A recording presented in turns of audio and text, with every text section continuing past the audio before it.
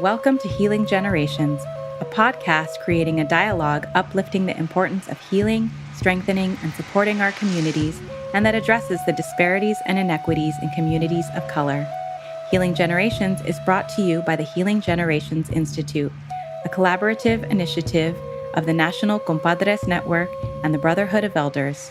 Be sure to subscribe to stay up to date on our new releases. Buenas, this is Cisco Gallardo with the Healing Generations podcast, Yelder edition, brought to you by the National Compadres Network and the Brotherhood of Elders. I want to say what's up, my people. It's good to be back. You know, we kind of have like a little different type of episode.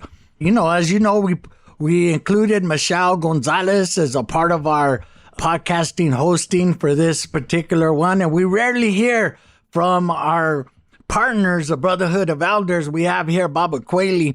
He's been on before. We did a listening tour for circles and things like that. So did an episode before, but we're welcoming him back. We're going to do an update about HGI, the Healing Generations Institute, and kind of what we've been up to, what we're working on, just an update in this part of 2026 and kind of what we're looking forward in the future, what we'll be up to. Just wanted to share that much. But before we get going, we always want to take time to recognize the four directions and also invite our ancestors here to be with us, you know, what they built on our behalf, what they survived on our behalf, all the things that they did in their own lives to survive, to thrive, and all those types of struggles that we all have in life. But we want to recognize them. One, ask them for permission to do the things that we do, that we recognize them. And also we want to at the same time as we're asking for this permission, we're also sharing a bit of who we are, making that bridge back to our ancestors. It's important that we recognize that bridge, you know. We're all that bridge, the bridge for our family, the bridge for our communities, and the bridge for our people. So I want you to, if you can, I want you to close your eyes, and I want you to think about that east direction. I want you to think about our grandfathers, our fathers. Think about our uncles, our hood uncles. You want to think about your brother. Think about your homies, your son, your nephews. Maybe you have a grandson. You want to think about each of them. All the things that men go through in life, you know. We want to recognize the pain that they carry, but we also want to recognize the beauty that they carry, you know. This need to be a protector, this need to be a provider, this need to be... We often as men ask ourselves what it means to be a man, to be humble, to be loving. And we want to bring all that space in here, not just the cargas that we carry, but the blessings that we bring. And then we turn to our left. And as we're turning, we're thinking of the spectrum, right? All the way down, all the way across to the women. But before we get there, we think about our LGBTQ relatives, our two-spirit relatives, all the things that they're going through currently. The attacks on marriage, the attacks on different things. We want to think about those struggles. And we want to help them and be there for them and bless them because we are them. They are our familia. We want to recognize them. And then as we face that west direction, we think of all the women in our lives, our grandmothers, our mothers, our daughters, our nieces, our tias, our hood tias. We want to think about all of them. The women in the community, our elders. We want to think about all the things that our women have to overcome, you know. We want to think about those moms that are struggling, that are doing it, you know, regardless of what's going on. They're still taking care of the children for our people. They're still doing the things that they need to do, but they're still achieving education and all the beautiful things that they do. So we want to recognize all the nurturing ways of women, the paying attention to details, all the things that women do that men just don't think of. You know, we want to recognize all that, all those blessings and the cargas that they carry, and invite our female relatives here that we remember them as we're talking, we're praying. And then we turn left again until we face that north direction, and we think of all our elders, our ancestors that lived way before us, and just what they needed to do to survive, to protect our songs, to protect our languages, to protect our ways. We want to think about them and recognize them. Ask them to be here with us, to guide us, to help us, to carry us forward in a good way. Creator, I ask you to bless them. And we also want to think about our elders, the wisdom keepers within our community. All the different wisdom keepers, not just spiritual, but the ones that just have many knowledges, organizing, teachers, those that do the work for our people, build things. We want to think about all our ancestors in that way, and our elders too that are lonely. Maybe you see an elder and they try to spark a conversation with you. I ask you to, be patient, to listen to them, to check in with them. Maybe you have a relative that's older. You could bring them some tacos or bring them some food and bring them something nice to drink and just listen to their stories for a while, Because once they're gone, they're gone. Those stories go with them. It's up to us to listen and to keep those stories alive, those teachings alive. And then we turn again to our left. We face that south direction. There's a spectrum from the very oldest to the very youngest. And we think about those young people. We think about those babies on their way. We think about Michelle's baby coming soon. The beauty, the blessings that baby's going to bring, not only to her family, but to the world, in that way. Each of those kids have that potential. We never know how they're going to impact the world. But we know for sure they're going to impact us. So we want to think about them, the toddlers, the grade school kids, to the middle school kids, to the high school, to college and beyond. And those that are having a different education, a spiritual education. Maybe some of our kids, their worth isn't based on what they learned. Their worth is based on how they are, how they continue to show up in our community, We want them to have as many choices as possible. So we ask for that. And then we put our hands up to the sky. We think of the sun, Tonantiu, the beauty, the blessings, what the sun represents, that hope of a new day. There's always a fresh day. We can't always change what's behind us, but we could always make efforts to change what's in front of us. So I ask you to think about that. Maybe there's something you want to do. Maybe there's a change you want to make in your life. That change could happen right now. And then I want you to touch Mother Earth that grounds us. Think of all the beauty of Mother Earth, what she provides, the water, the things that are essential, the food that we have, the animals, all the different beauty. We want to recognize that all around the world, We always need clean water, good things to eat. And we want that not just for ourselves, but for everybody. We want it to be like that.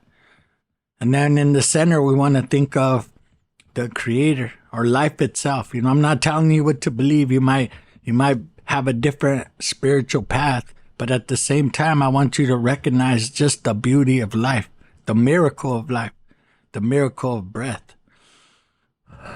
We take that air in, and all those elements are always with us. So we want to think about that, just that miracle and how we're a part of it. We don't always recognize that beauty, but it's there for us. I want everyone to take a deep breath if you can.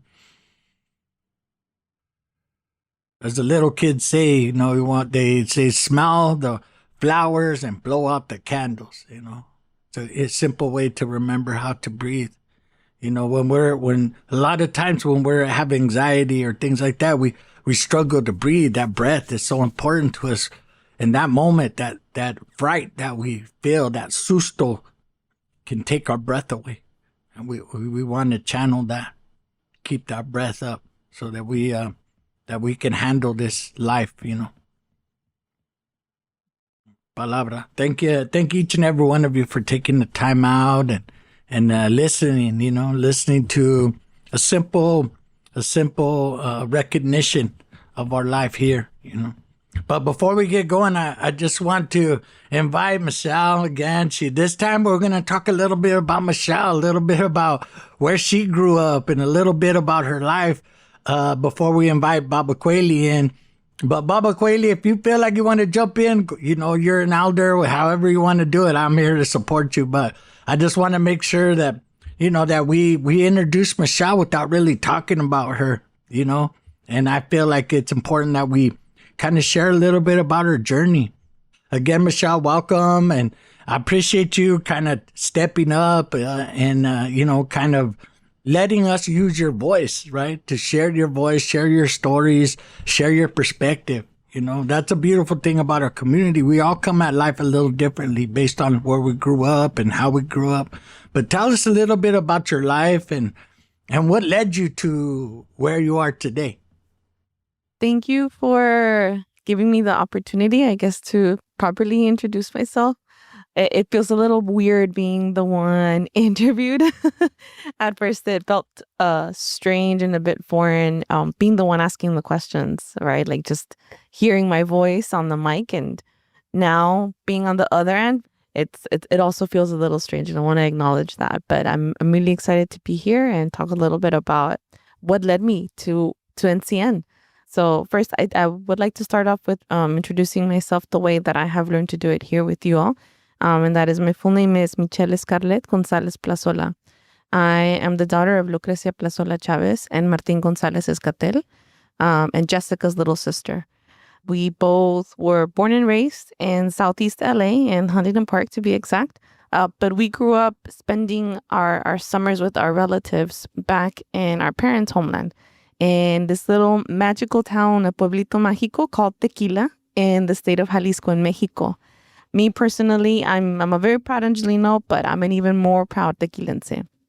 And the reason why we spent our summers over there is because we were the only ones here. And my mom was very adamant about us being connected to our roots and staying grounded in that way. So that we wouldn't forget the language, the traditions, or our relatives out there.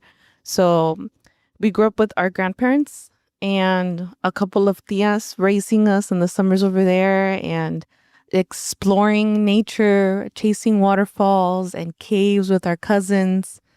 And I always longed for living over there because the life over here and in the city was just so fast-paced, and over there it was a lot slower, a lot calm. The days felt longer. And it was nice to be in company of family all the time, whereas here it sometimes felt lonely. My parents worked 2 to 3 jobs, and so my sister and I spent a lot of time just us together or being raised at school and after school programs, which helped us a lot in many ways, in a good way. But I longed for that connection with, or that constant connection with relatives. And then later on, life took me to the East Coast, where I went to school. So I say that I also grew up in New York, because I really had to learn how to grow up away from family and completely alone and start community all over again. And I also had to learn how to stay rooted and grounded in who I was and not lose my way. And afterwards, as an adult, life took me to the Bay Area, to San Jose. And I continued to do a lot more growing up there and started my career as an educator, a middle school educator. And that's kind of how I landed in one of the National Compadres trainings, the Circle Keeper 1, and then eventually Girasol. As a colleague of mine and I were looking for different ways to support our students and our community with healing and kind of going through the motion and the emotions that came with losing a student. So from a tragedy came something so beautiful and so special as like being connected with NCN. And at the time, I was also already kind of connecting in these ways and being introduced to danza through a student and cantos, something that had always called me as a kid, but that I was never able to see through until now that I was an adult.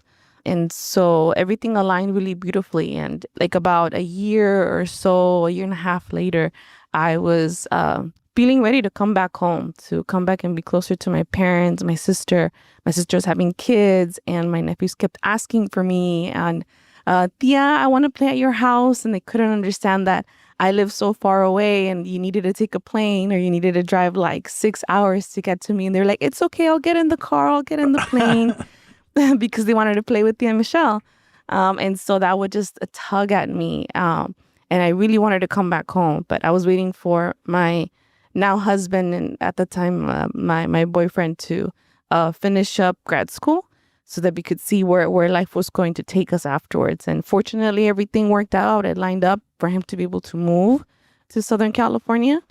And as I was looking for another job, if you will, I was also thinking maybe I'll pivot out of working directly in a school and do something more that has always called to me, which is like cultural teachings, right? And I remember I like prayed, man, I hope that I can find something like NCN, because I knew that NCN had an office in San Jose. Little did I know that they had a team down here in LA and that they were looking for a support person, for a project coordinator. And, it's like I called it into existence, and the job popped up for me, and I was like, oh, wow, NCN is hiring down there. Cool. Let's see if it works out. And here I am now, 3 years later. 3 years later. Yeah, well, I'm glad you found us, as, me and you work closely together. So what does your parents think about what you do? Do they understand the cultural work that you do, and how do they see it in your life? I'm sure they're happy to have you close by. Yeah, they do and they don't. They are very curious, and they've never been shy about asking me exactly what it is that I do, right? They're very curious. And even when I started going to danza and they started seeing that I was practicing my spirituality different than how we were raised as Catholics, they always asked a lot of questions, and they approached it with a lot of curiosity and a lot of love. And so they know, they kind of understand the concept of círculos now. Sometimes I bring up some of the topics that we discuss, or like the questions that are asked, like the spirit animal and what the intention behind that is. And I put it into practice with them. And so I kind of explain it to them by having them go through it. Yeah. Like getting little bits and pieces of it here and there. And they also got a pretty good glimpse of it, I would say, when I got married about a year and a half ago. And I asked Maestro Jerry to, honoring the way that my husband Jorge and I are now living our life and the traditions that we are now incorporating and adapting into our family. We asked Maestro Jerry and Maestra Susie if they could open up the space and ground us. And so that was also a big introduction, I would say, for my family to understand the way that Jorge and I move and how we practice ceremony, and even how that ceremonial aspect is incorporated into my work. Because we always start off with the grounding, with grounding ourselves and calling on the four directions and inviting our ancestors, and reminding ourselves that we are connected to other people, right? That it's not just this, we're not just like individuals here in this space. And so that was also really helpful, I would say, for them to understand a little bit more of what we do. Our work continues to change, right? Like when I first came in my first year, I was working a lot with schools in the Coachella Valley.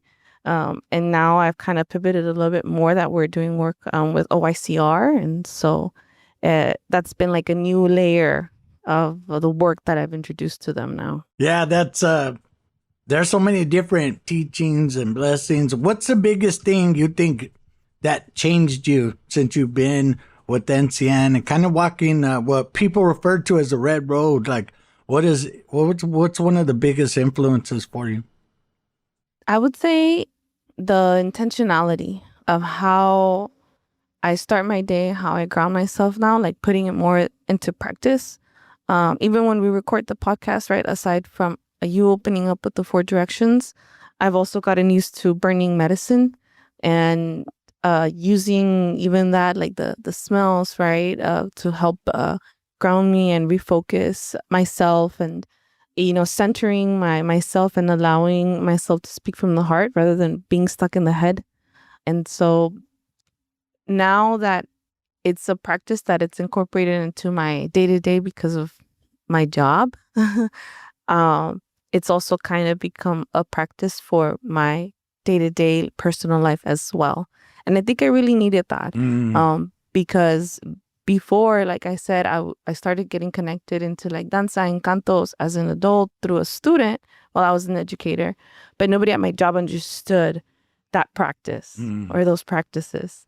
And sometimes the way the questions would come up of what is it exactly that you do in danza were phrased in this way that, I don't know, would rub me the wrong way. And so I didn't feel embarrassed to talk about it, but it was very difficult to put it into practice on my day-to-day. Whereas now it's not, because like I said, it's a part of it. Yes, definitely. So you're at this change in your life, being an expected mother. How was that? How has this connection changed the way you view motherhood as you're going through it currently? I mean, it's beautiful to see. I always love watching women, family, when they're first having their first child, just the glow that comes with it, all the what ifs, all the preparing for future life, education, all these things. What are the some things that you're looking forward to in this new journey of your life? Yes, this journey has been interesting. I'm kind of coming to like the tail end of it. And the closer that I get to the delivery, giving birth, the more nervous I get. But I feel like it's been this month that I feel like I've gone into more like preparation or researching a lot more. And so things have been going great with my pregnancy in terms of health. I feel very blessed that my husband and I did everything that we were supposed to in order to like prepare ourselves to even begin the thought of parenthood. And I know that I'm gonna get like a lot of wonderful support from my sister and from my mother, like postpartum. My mom is, in a sense, kind of like a doula. Like she has a lot of really good knowledge to support women after they give birth, and she knows all of the herbal remedies, the herbal baths, and what atoles support lactation, what foods help with like my nutrition and for baby, and how to bind my belly. Like she knows all of those things. It's different when I hear it of like or when I was hearing it back then of how she was planning to support my sister. And now going through that journey with her and learning, so closely, it's something that I'm really looking forward to. That transfer of knowledge, and also being taken care of by my mom. But the part before that, right, of giving birth and at a hospital, and I think I've gotten informed to the point where I see that now even hospitals are changing their lens and are realizing like women giving birth, laying down is probably not the best practice, and are trying to go back to they should probably be in squatting position, or they're able to do it standing up as long as they're able to move their bodies. And so that would probably involve not taking an epidural, or having like a different form of a medication instead of the epidural. And so I've been learning and teaching myself a lot about the alternatives, so that process could be more natural in a sense, right? And honoring that ceremony. And so I've even looked into having a doula that can support me through that process, or that can guide me right now during my third trimester up until that point. And so that's something new and exciting, because nobody in my family has done that, right? Or like it's unheard of for them. My mom's like, well, I haven't heard of that since like, your grandma gave birth like in a house, and so you looking into that, it like I think it's also exciting and it creates a lot of curiosity in my family. So those are ways in which we are preparing, and that we're excited for of doing things different and doing it our way, right? And in a way that feels right for us. I appreciate that. I was just thinking, like, when it comes to your husband, Jorge, it's like, I feel like at some point we should bring him on as a Chicano, but not just a Chicano. He's an engineer. He accomplished so many things, in his own life. Like, it's a lot of times people don't see our own people doing things like that, and how special that is.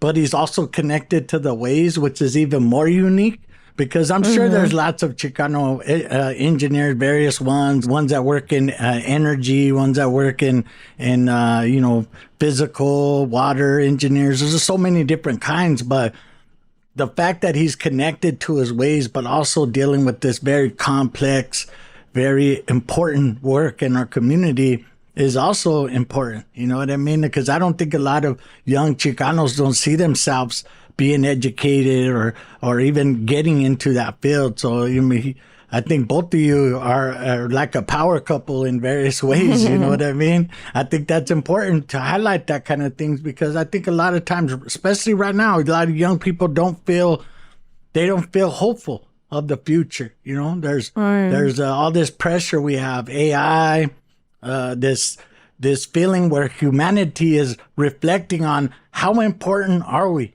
How important are we? I look at it like it only enhances us. It can be an issue, but I feel in some ways it's enhancing us. But not in the ways I think about creating like families and growing up. There's certain things in there that have to happen in an analog setting, not digital. We don't need those things, Even I went to a ceremony last weekend, and it was beautiful because I didn't even know where my phone was. I didn't know where any of that stuff was. And normally I'm super connected, so it's good to grow up. To be around things like that, see little kids be kids, jumping in rivers. And, that's what I want for your child too, grow up and experience life like that, be with other kids, doing what kids do, playing, but also learning, learning about the water, learning about fishing, learning about all those different kinds of things. So I can't wait for that. So tell me, as we transition into bringing in Baba Kweli to talk about HTI and our work, but I wanted to hear from you, like, what would you like to do in the future, and where do you see yourself, and the magical 5 years number, and what would you want to be doing? You know what I mean? Because I feel like when I was your age, when I think about it, it feels so long ago, but at the same time, I remember just excited because I felt like I could literally do anything. There wasn't nothing I didn't think I could do. I'd be like, yeah, I could do that. But a lot of times I was just, I just was naive about the world. But sometimes there's beauty in that. There's beauty in not really having any limits. You know what I mean? The older you get, you start, I feel like there's limits. You feel your physical limits, your emotional limits, and all that. But how are you feeling? Well, I hope that from here on out in 5 years, I would say what I really enjoy right now, at least for like the first couple of years of my kid's life, is the understanding that I get from like through this work, right, of family coming first and having that flexibility. The flexibility that we work hybrid, and so that I get to have some days where I work from home, and it's happened already a few times where like an emergency arises. My sister happens to be my neighbor, and so like not too long ago, right, she had an emergency, and I had to help her take one of her kids to the hospital, and so just being able to up and move and support family in that way, and who knows, emergencies happen with kids. I've seen it. I worked with kids for a really long time, where parents just have to like uproot themselves from where they're at and just go and get their kid and support them. And so I appreciate the flexibility of having days where we work from home, where I could do that to tend to the family in whatever ways they may need. But I also enjoy being around people. So I very much enjoy when we get to travel and get to be around community. And I really enjoy the work that we do here at the National Compadres Network. So if I'm able to continue to grow here in some way, shape, or form, and become, eventually one of the teachers. Right now, I'm still a student. I'm still learning. And so if I can support with helping the organization grow in that way, where I can eventually become one of the, people who supports with the teachings, with passing on the teachings, I would very much love that. I've also always wanted to go back to school. I'm a really good student, I think. And I still dream of going back to school, but I put it out kind of like away for some time now because I want to be certain of what it is that I want to go back to school for. And so I'm still kind of in this in between of, I don't know if to focus in education, because I know that there is like a path of education here through NCN where, we have that lens. Or if I should, maybe I've always been drawn to learning about various cultures, not just being in touch with mine, and honoring the traditions of the different cultures and seeing how they intersect, how they're also so similar when we get to like the root of it all. So I'm still playing with that idea, and I hope that I can one day soon in the future go back to school and continue to share whatever knowledge it is that I gain through this work. All right, I appreciate that, sharing.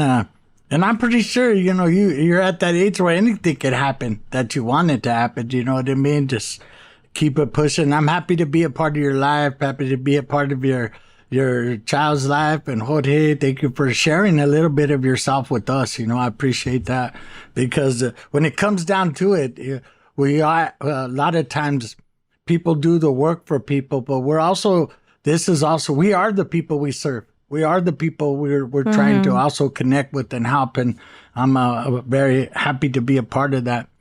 So I think we're going to transition into bringing in Baba Kweli into the conversation. I want to thank you, Baba Kweli, for being patient and going along with us and doing all that. But I want to ask you to introduce yourself to us in this fashion, and maybe sharing about how did you first get connected from, just being young and kind of learning about your own culture? How did you get connected with the Brotherhood of Elders?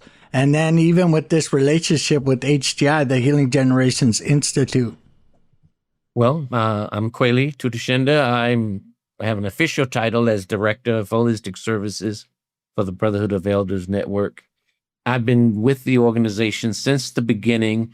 The several dates that are founding dates, 2009 as well as 2010 and 11. 2009 is when Baba Arnold and Robert Wilkins and Woody Carter started walking and conceived the idea. 2010 and 11 are when we actually formed the organization. So as present, it's about 15 years old. I think what is common amongst many of the members of the organization, though, are that almost all of the older members, at least in the first and second groups, the elders as well as the middle group that I belong to, we had been part of other organizations. Like many of the elders had been either from the Black Panther Party or SNCC, Student Nonviolent Coordinating Committee, or Republic of New Africa. And some of us had been involved in the independent school movement like myself, or the independent religious movement like Greg. So you had people coming from diverse political schools and even ideologies to some extent, anchored by the idea of wanting to do something for young Black boys and men. And so that's what I think coalesced everyone in our vision. And it essentially was a group of largely, I have to admit, professionals, but we did have their various tradespeople there, surveyors and carpenters and so forth, but largely professionals in the philanthropic community.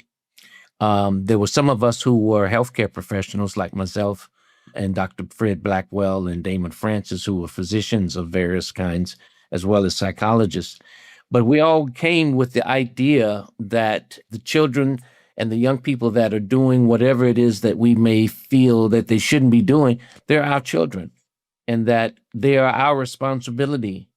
And that basically was born out of years of us being in the struggle. And so it never lost its linkage to the larger goal of social transformation and equality that was rooted, of course, in the civil rights movement and or the various cultural and political movements of all of our peoples. All of us know the situation in America and have valued and struggled differently. So for us, it was a natural then linkage with the National Compadres Network because we both recognize the commonalities of Black and Brown people, particularly in terms of our social, political, and economic positioning in America. There's obviously some cultural differences, but even those are not as wide as, even we thought. And so there's been a kind of a natural progression. 2015 is when Barbara Arnold and Maestro Jerry and Hector and Greg began to talk. The actual funding didn't start until 2017. That's when I came on. And then we did 3 successive Sons and Brothers camps that were very, I feel, successful in the sense of bringing young men from all over the state of California and as many as sometimes 30 trans young men. And we, I think, to a large extent, helped pioneer even that dialogue in the state of California in terms of recognizing that there's a whole subterranean movement amongst young people in terms of defining themselves, in terms of their gender, in terms of pronouns, and in various ways that they're looking at themselves.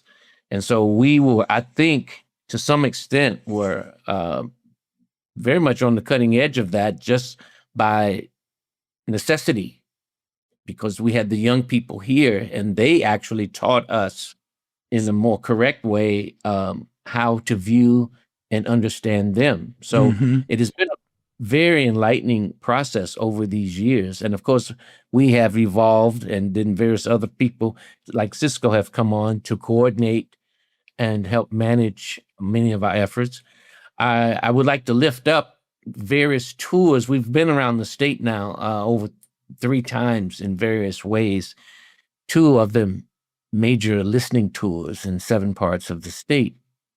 And we're about to embark to some degree on a 3rd one. And I really want to lift these up because these tours have allowed us to assess and evaluate to a large extent the degree and proliferation of what we call healing amongst the state, but also its effectiveness and now even impact and the degree to which the work that our individual organizations are doing with people, how does that affect their families and the communities? At the end of the day, we do ascribe to the kind of the pebble in the pond concept whereby the ripple effect should affect others. And we have seen that, but now we want to concretely kind of get an idea of exactly what that means.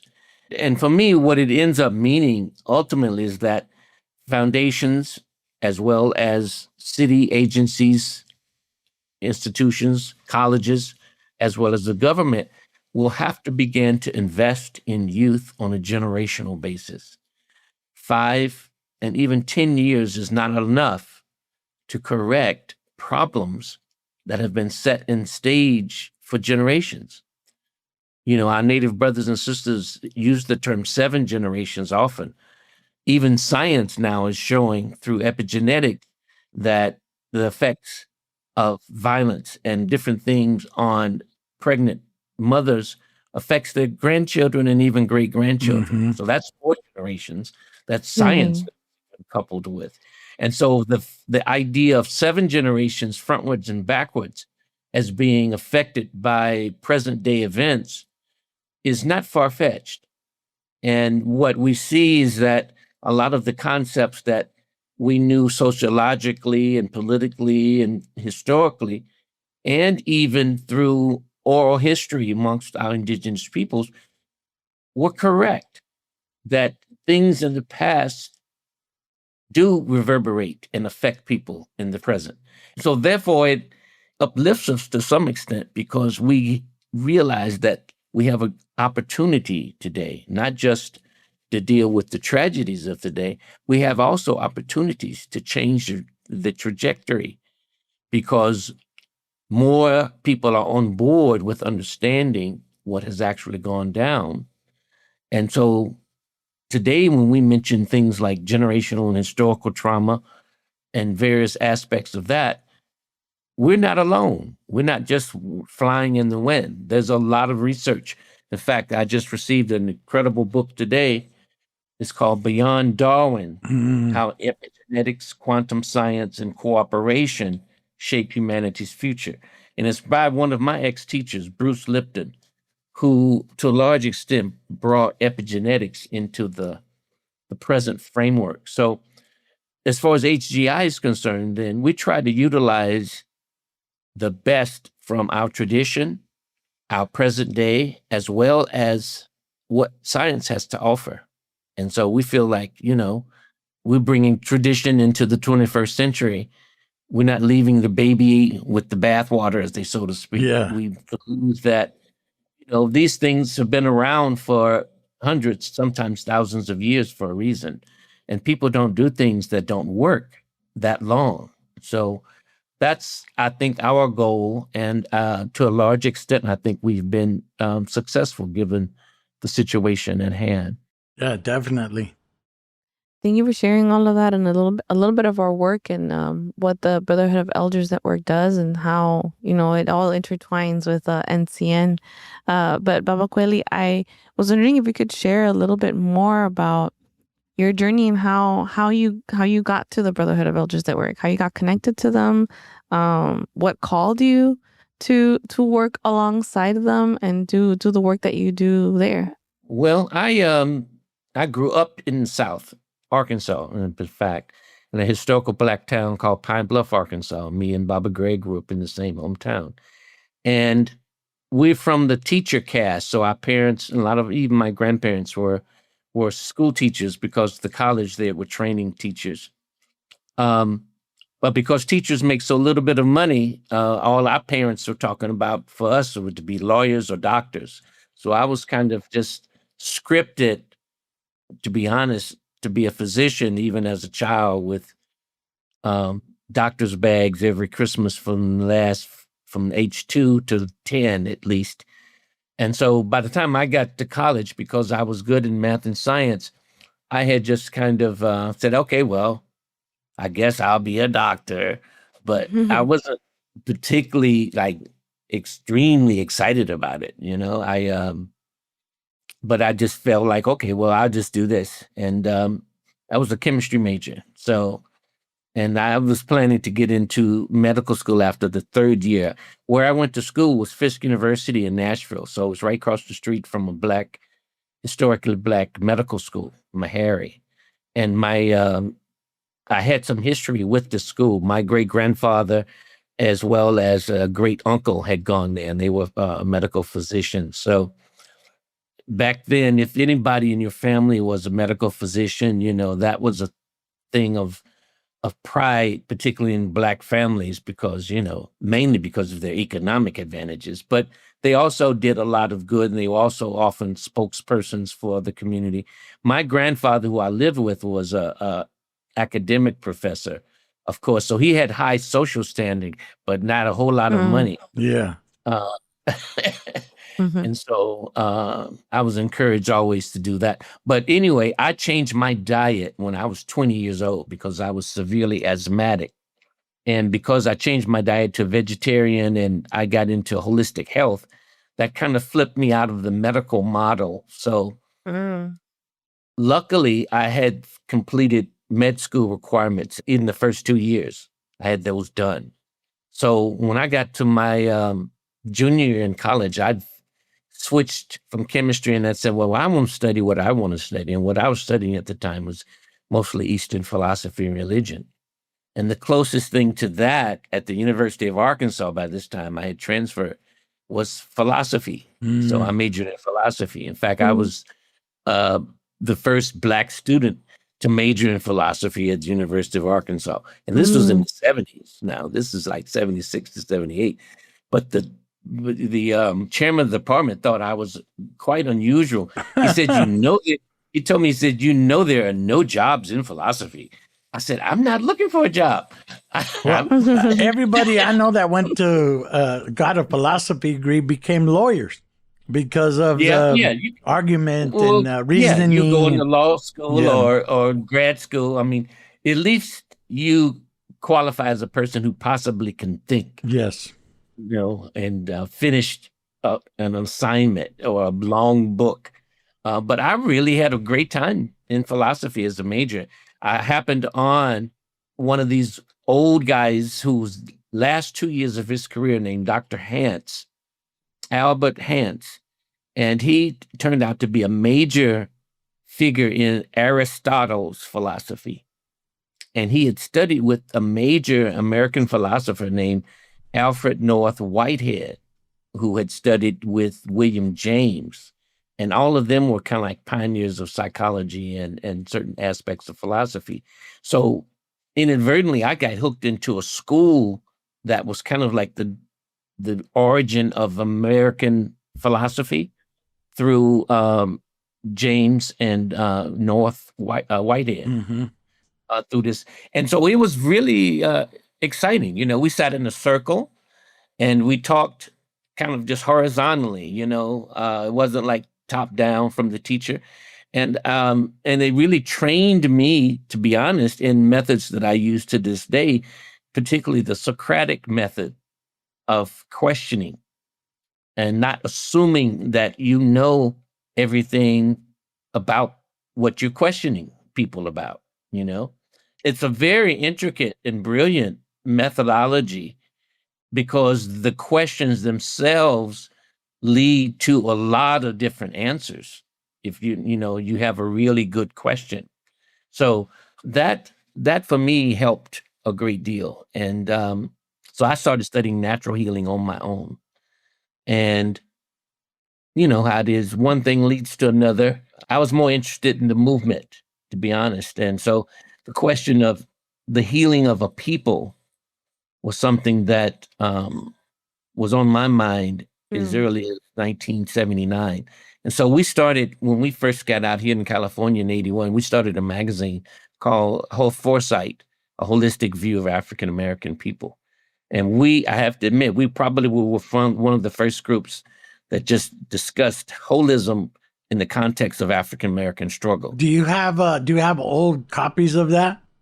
I do have old copies of that. You should make an anthology right here, to be honest.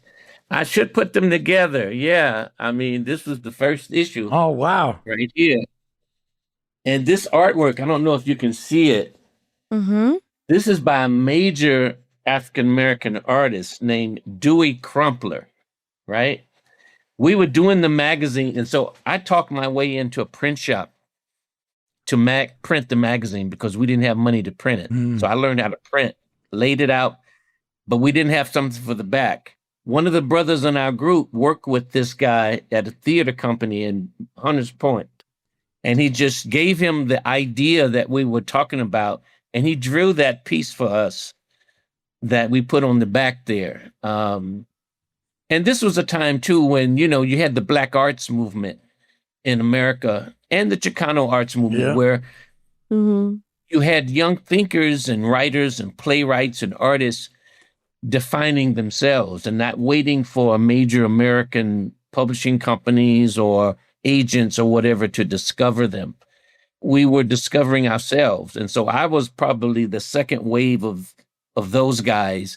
And Don Jose Montoya, he would be easily a Mexican model to what I'm talking about with Haki Maabuti.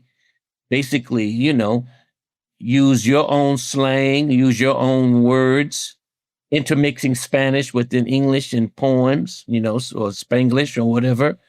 very similar phenomenon. You had the same thing in the American Indian movement as well as Asian American movement. So I'm proudly say that we were products of that.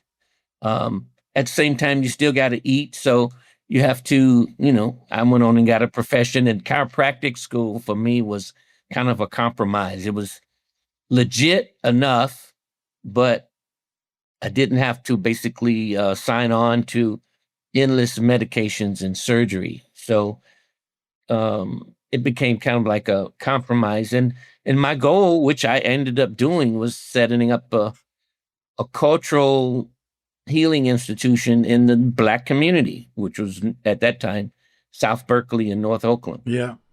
So my place, Imhotep Chiropractic and Wellness Center, was named, pretty deliberately. I've been in the same office for 34 years now. Not obviously there as much now, but that all led me to Oakland. And Greg and I grew up together, so we had been doing other things together. We had been in several other men's groups together. So the people that you see in the Brotherhood of Elders, we had all worked together under various capacities before. Like me and Barbara Arnold worked within the Dellums administration on the task forces in 2005 when Ron Dellums got elected. So when it came time and he put out the call, we were already familiar with each other and had relationships, and so that's what you see. I think the bonding and much of my intent, even in going, was to see friends, because as you get older, you don't see your friends as much. So if you're in the same organization, at least you have a built-in way to see them. Yeah. Mm-hmm. And so some of it was just simple maintaining friendships, Well, I appreciate you sharing that. I wanted to share. So the picture that most of the people that hear our podcast, they're not going to see that picture. Maybe we'll do it as some art or something for the cover. But this is a magazine that I had put out when I was a kid. Oh, yeah, Zapata. Yeah, it's called, that was a spray painted by a graffiti artist. His name is Rafa. Now, he's originally. Gonzalez. Yes, Gonzalez. We brought this magazine back. You can see all my homies back in the day. What's the date on there? This is 1994. This particular issue came out. Oh, yeah. A while. It came back a while ago. Yeah.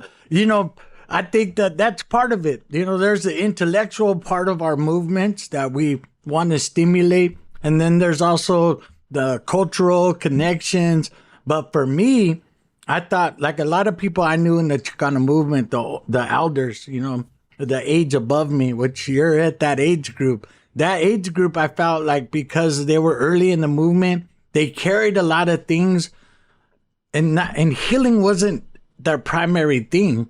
I think most of them wanted liberation, political liberation. They wanted lots of different elements, housing, the unfair treatment of education, and all these different things, getting into the institutions, these big colleges, these big universities. But what was lacking, at least what I saw anyway, was a lot of the elders that I saw in the movement were in pain. They had a lot of emotional pain. They gave up a lot for what they did. They did pave the way for our education. They paved the way for a lot of things. I think a lot of our young people today don't realize the sacrifices people made. And those artistic movements, like you mentioned, the art movements of that time, right? Reclaiming the story, retelling the story in an artistic version. Same thing, like you said, happened with the AIM, the American Indian movement, the Chicano movement, the Puerto Rican nationalist movement, even the poor white folks in the underground, or the Weathermen. I think they were called the Weathermen. They were dealing with a lot of political turmoil, but also learning, like, there's this song. One of my elders, he was telling me there's a song in South America. I can't remember the top of my head, but it's asking the question, what do you do the day after the revolution?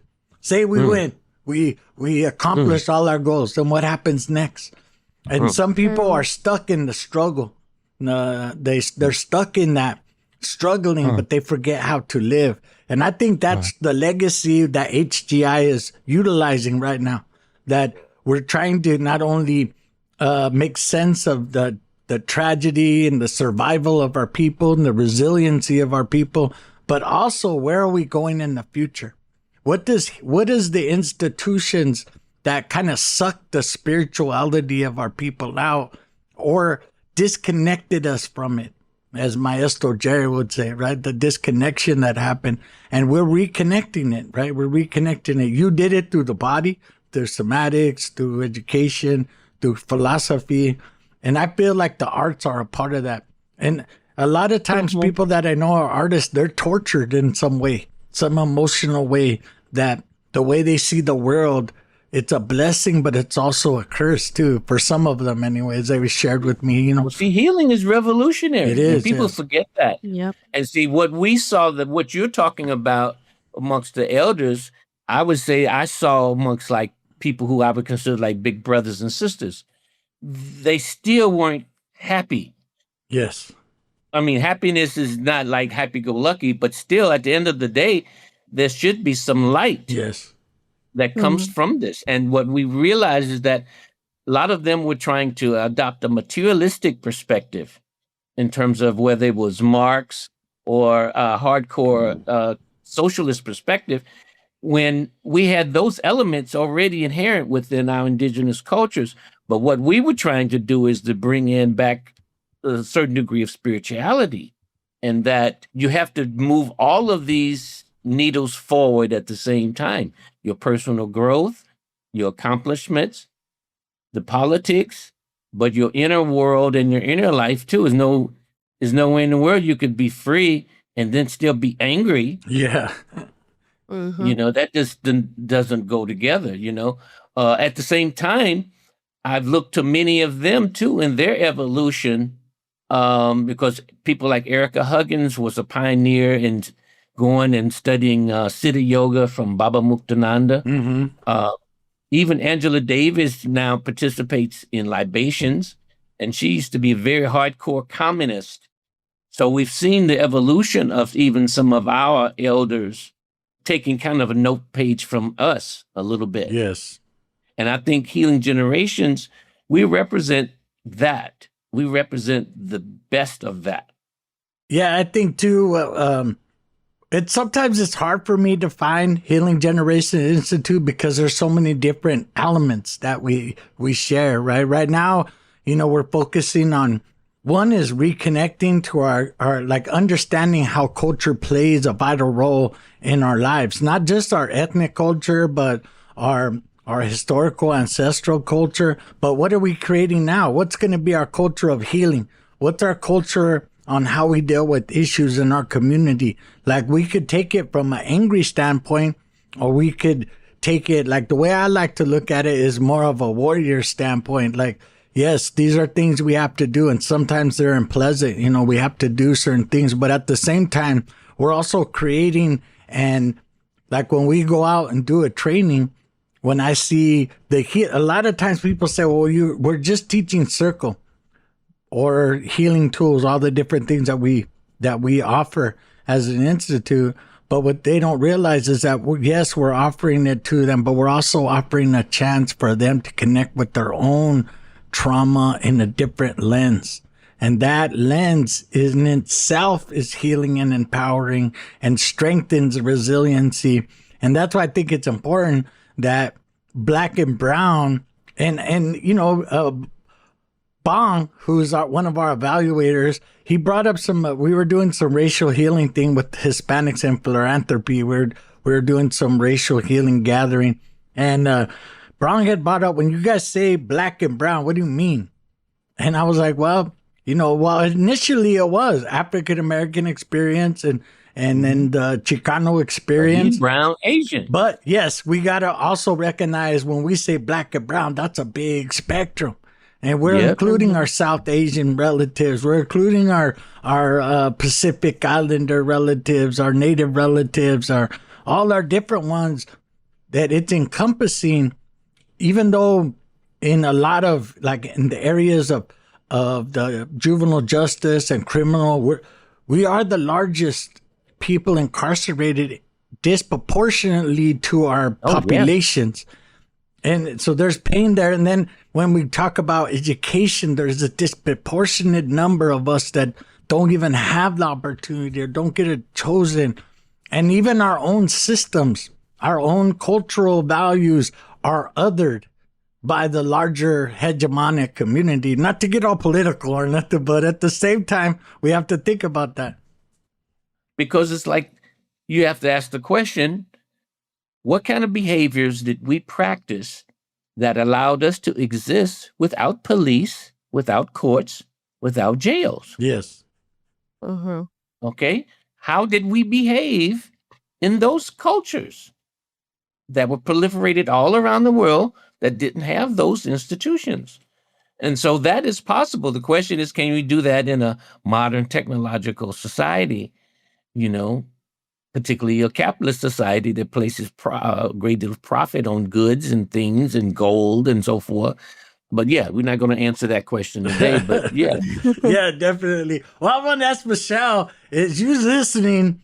I mean, because you're like a generation behind us, you know? I got kids your age, and I feel like, how do you see it? And what gives you that excitement when it comes to our work? Because I do feel when we go into a community, people treat us really good, and we do our best to treat people really good ourselves. You know, we try to go in there and give all we got, you know, to help them connect with the teachings and things like that. But how do you look at it from your perspective?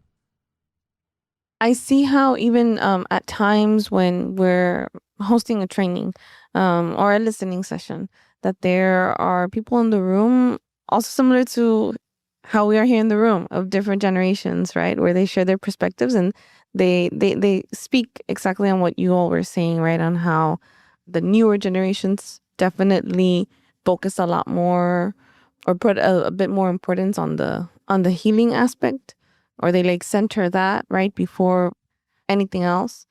And my lens right now, particularly, I had spoken about this not too long ago at another convening that we had, comes from a soon-to-be parent, right? A soon-to-be mom. And so because my mind is centered around that, what I see, the difference in that, the excitement that I get and the hope that I get is how I'm seeing, I've seen it through in conversations, just how every generation has decided to leave something behind that was harmful for the sake of our liberation as a community, for the sake of the next generation to come to live a much healthier, happy life, less traumatic, if you will, whether that is the decision to compromise in our careers so that our kids can have a better life, or choosing to change our diets so that we could live longer for the next generation, or so that we can instill those healthy habits for them. Or what I had mentioned in that meeting was how we're raising our kids. My generation in particular right now is, I think there's like somewhat of a baby boom. Yeah. And the last couple of years, right, a lot of babies are coming out from people in my generation. And they're very open about, you know, like choosing to leave behind the concept of the chancla, like what we need the chancla was used for. Not necessarily for your feet is what we would associate it with, but it was like something that they would hit you with whenever you were in trouble, that they would toss at you to catch your attention. Same thing with the fajo, with the belt, right? We associate that with getting in trouble. And like another colleague had brought up, right, there was a video that went viral where a young dad showed that to his toddler and asked him, "What is this?" And the toddler was like, "Yeah, what is it?" And because he sees it swinging down, he's like, "Oh, is it like a swing? Are you going to swing me in it?"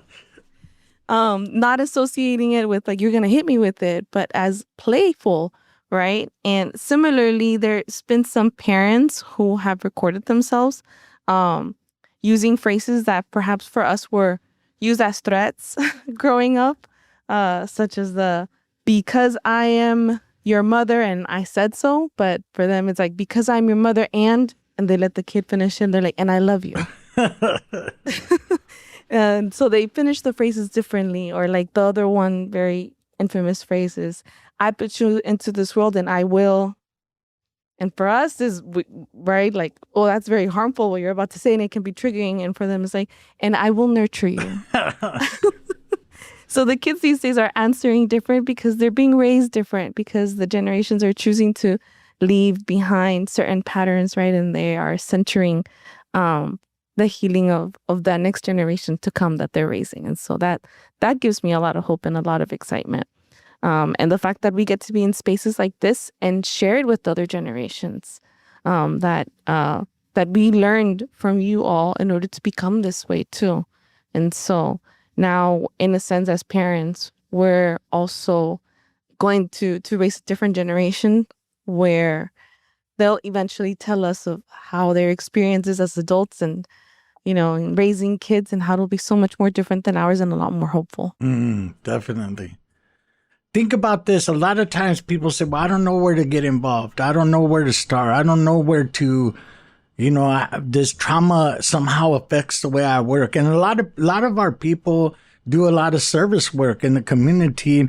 And at the same time, I remember elders telling me, like, don't neglect your home. Like, it's good to help the community, but make sure you're doing the work at home too, which has always been a struggle, because your kids don't always take your advice the same way. When somebody from the outside the family, like an uncle or something, tells them, hey, or your tia, your auntie will say, hey, you need to do this. And you kind of hear it differently than when your mom and dad tells you, because of, all the distractions. Mom and dad are not the same. Grandma and grandpa are different. But I feel like there's so many different things, especially about having this idea that the boats all rise together. If we want it to be that way, we got to connect with each other so that we all rise together, not this crab bucket mentality where we pull each other back down. I don't like that. But there's so many questions I have for you, but I feel like we should wait, only because they're very complicated. Mm-hmm. But I did want to highlight a few things that we are working on. If people want to listen, I want to remind you, if you're listening to this podcast for a long time, I want to take the time real quick to shout out. There's a group of men in the San Fernando Valley here in California. They have their own sweat, a little community. They help each other stay good. I want to say shout out to them. I know they listen. And I met them over there at the NCN, the National Compadres Network Retiro that we do for men. It's a men's retreat that we have. And it's kind of like, we've talked about it many times, how those men that gathered the first time back in 1988 built this, the ideas of healing in the circle. And even though it wasn't new, but they came to it with a fresh mind. They came to it with the need. They realized, hey, I did the education thing. I went to school. I got my degree. I have a family. But they realized, oh, my kids, they don't know me. They don't really know what I've been through, or because their generation had it different. And even like, I think about how my parents grew up very different, right? My mom and dad they weren't born in no hospitals. They were born at the house. And the fact that they survived, all that is amazing to me.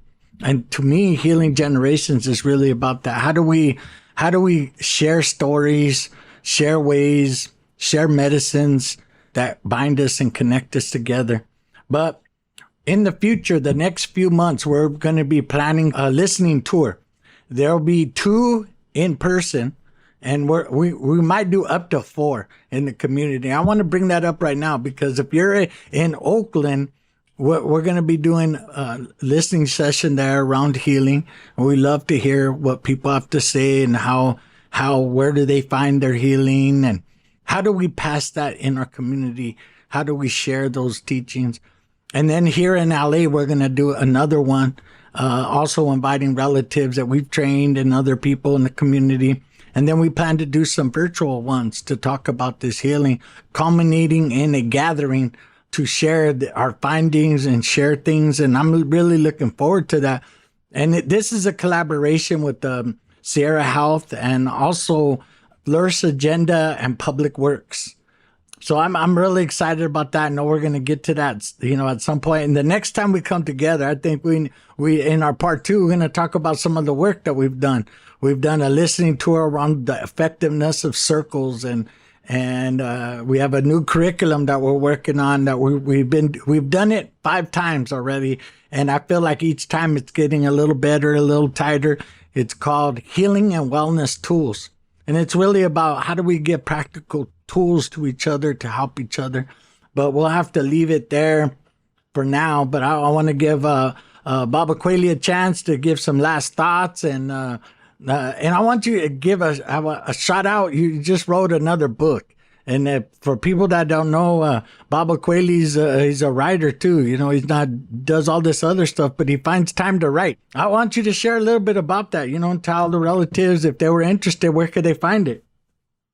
Yeah, well, you can find it on Amazon. It's called In Search for Joshua Altheimer, and it's a biography of an uncle of mine who was a pivotal player in the transformation of Mississippi Delta blues to urban blues, particularly in Chicago. And so it was something that took me far and wide in terms of study. Particularly, I had to learn the blues, which I really thought I knew, but I did not at all.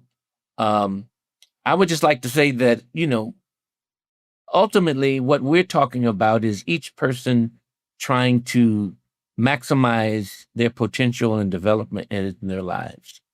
And if we all have that attitude, and if we're raised with that, then the behaviors that we have will essentially erode a lot of the structures that we see as oppressive. Meaning what?